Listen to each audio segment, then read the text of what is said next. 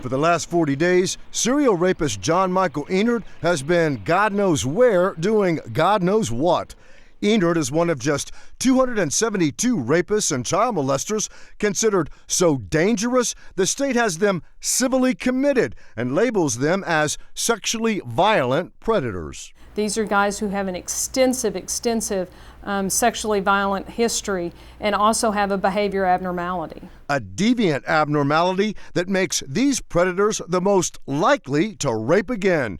But that didn't stop parole board member Reese Owens from voting yes to releasing Enard early, shaving off almost 50 years of his prison time. I was absolutely shocked and stunned to find out that Enard, and now we're finding out others like Enard, were actually voted out by the parole board. Since Owens voted yes to paroling a number of sexually violent predators, we went to her office in Huntsville to find out why.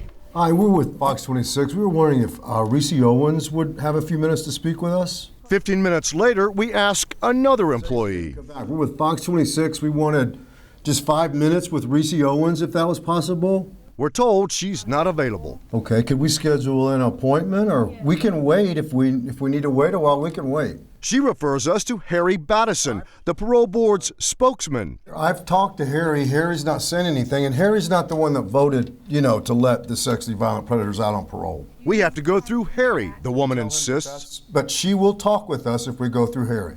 Because I've gone through Harry before, and Harry says no. And we've yet to get a firm yes from Owens. Parole board member Conrad Davis also voted yes to freeing Enard and several other sexually violent predators. We went to his office in Angleton.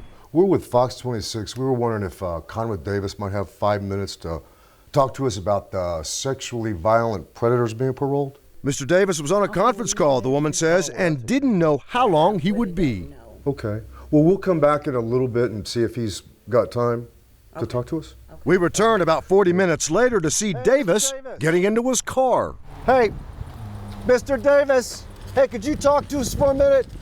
Conrad Davis is not the first person to run away from us, and Enard is not the first sexually violent predator to run away from this Houston halfway house. And these are the people you should be scared of, and that's why they've been classified to receive civil commitment. All the civilly committed sexually violent predators must wear GPS tracking devices. Well, they're on active GPS tracking, which is real-time 24/7 tracking. But like Enard, several have ditched their tracking device and jumped the fence for freedom.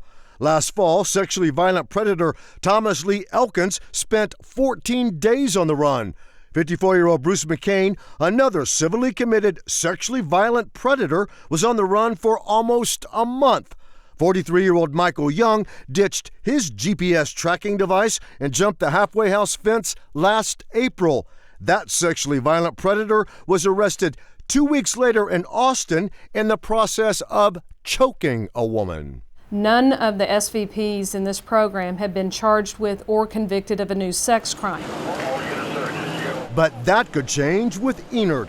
The serial rapist who vowed to rape again has yet to be found.